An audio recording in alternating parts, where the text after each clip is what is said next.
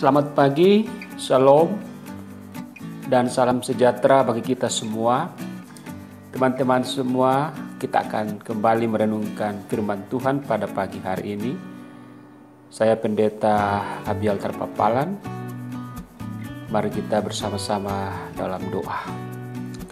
Terima kasih ya Tuhan, pagi ini kami akan membaca dan merenungkan firman Tuhan. Biarlah Roh Kudus bekerja dalam hati para pendengar dimanapun berada. Dalam nama Tuhan Yesus kami memohon. Amin. Firman Tuhan dari Injil Yohanes pasal 15 ayat 12. Injil Yohanes pasal 15 ayat 12. Firman Allah berbunyi demikian. Inilah perintahku, yaitu supaya kamu saling mengasihi seperti aku telah mengasihi kamu. Inilah perintahku, yaitu supaya kamu saling mengasihi seperti aku telah mengasihi kamu.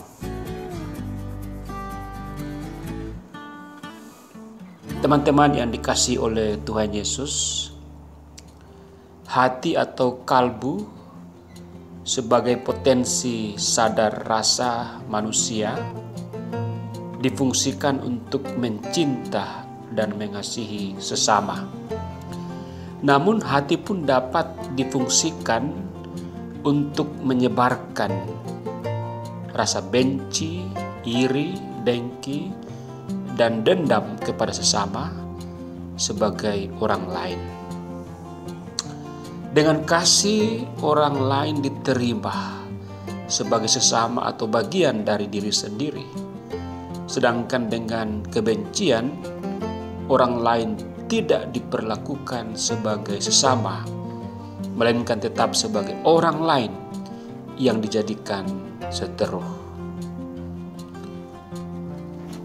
Mari kita memilih apakah kita akan hidup dengan kasih atau kita akan hidup dengan kebencian.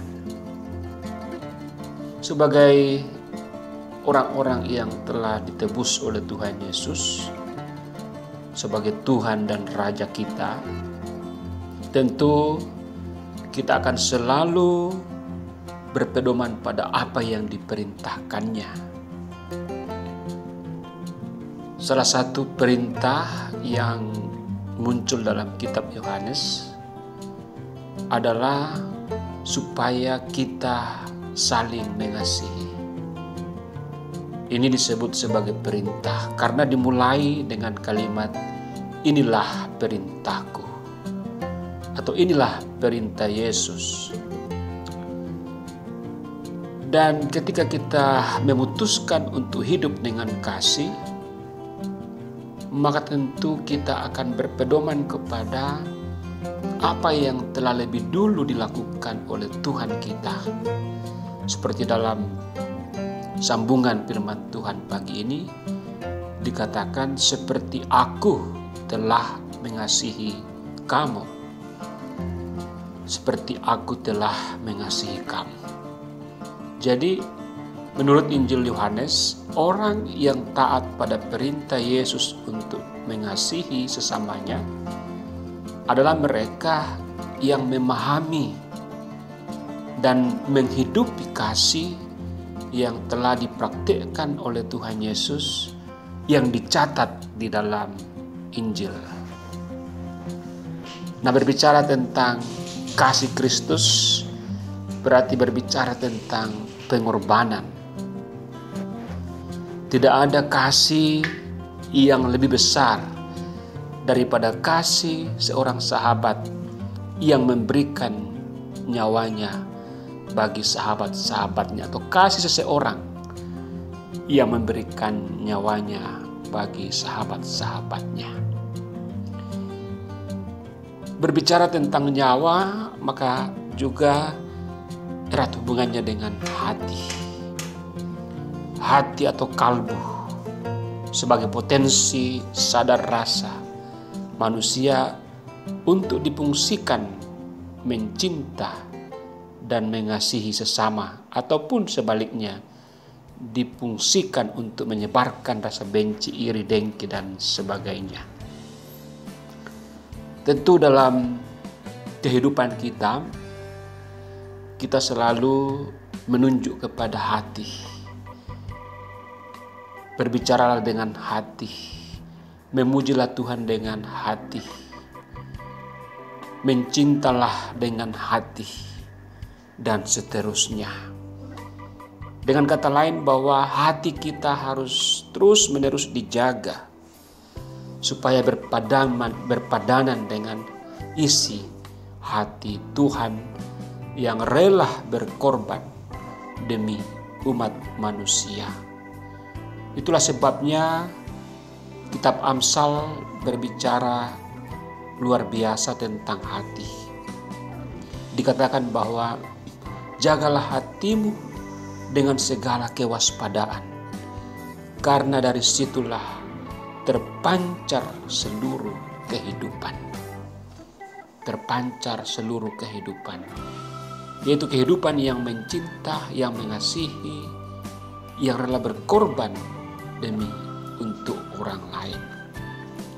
Tentu di dalam kehidupan kita sehari-hari di zaman sekarang ini, kita berhadapan dengan banyak tantangan untuk saling mengasihi, berkorban, dan melepaskan kasih kepada orang lain.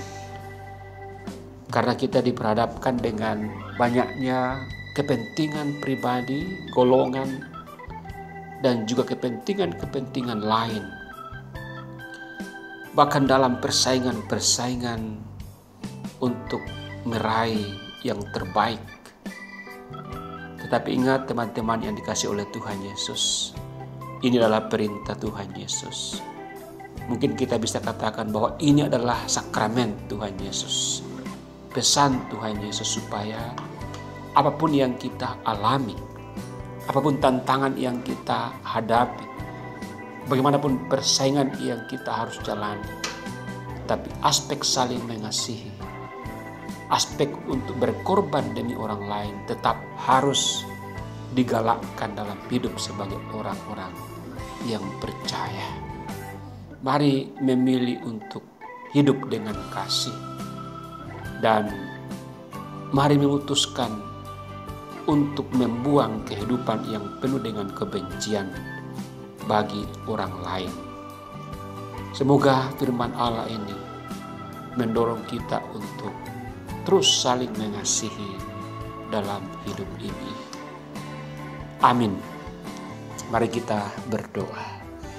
Terima kasih ya Tuhan, kami diingatkan lagi untuk saling mengasihi, juga diingatkan untuk membuang kebencian dalam diri kami, dendam dibuang dalam kehidupan kami.